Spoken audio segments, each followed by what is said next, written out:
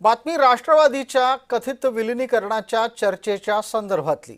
राष्ट्रवादीच्या विलिनीकरणाबाबत संभ्रम पसरवला जातोय असा दावा केला जातोय। या निमित्ताने समोर आलेला तपशील असंही सांगतो की पवार गटाच्या पक्षांनी त्यांची भूमिका पाहावी। सुनेत्रा पवारांच्या नेतृत्वात राष्ट्रवादीचं काम उत्तम आहे असं अदिती तटकरे म्हणतात।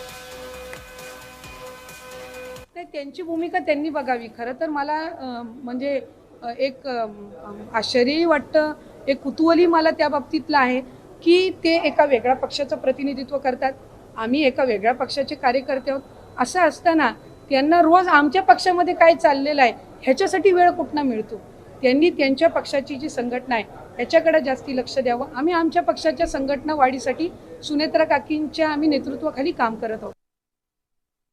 दादांचा झालेला अपघात, त्या सगळ्या संबंध परिस्थितीमध्ये लगेचच विलिनीकरणाची जी चर्चा सुरू झाली त्याच्यातून एक संभ्रमाचं वातावरण हे त्या निमित्ताने झालं।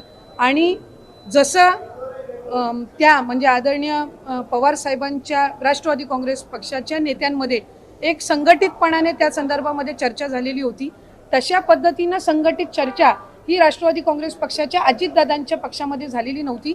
या संदर्भामध्ये त्यांनी त्यावेळेलाही भूमिका स्पष्ट केली आणि काल परवामध्ये झालेल्या त्यांच्या याच्यामध्ये त्यांनी सांगितलं की कुणीही आदरणीय सुनेत्रा काकींना दादांच्या पश्चात राष्ट्रीय अध्यक्ष म्हणून करा, त्यांच्या नेतृत्वामध्ये आपण सगळे एकत्रितपणाने काम करू, अशा पद्धतीची काही भूमिका त्यावेळेला आली नाही।